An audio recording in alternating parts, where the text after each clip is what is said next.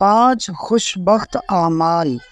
حضرت سیدنا عبداللہ بن عامر بن العاص رضی اللہ عنہ کا ارشاد سعادت بنیاد ہے۔ 5 عادتیں ایسی ہیں کہ اگر کوئی انہیں اختیار کر لے تو دنیا اور آخرت میں سعادت مند ہو جائے۔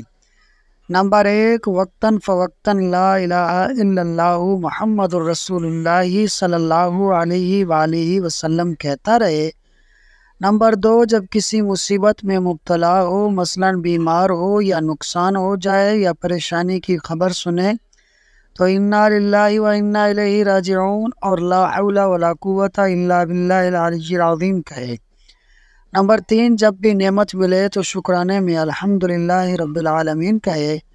نمبر 4، جب کسی جائز کام کا ارادہ کرے تو بسم اللہ الرحمن الرحیم پڑھے۔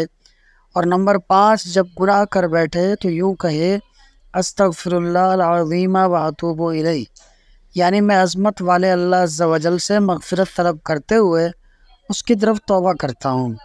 ویڈیو پسند آئی ہو تو لائک اور شیئر کر دیں اور فاسٹ سنو یوٹیوب چینل کو ضرور سبسکرائب کر لیں۔ شکریہ۔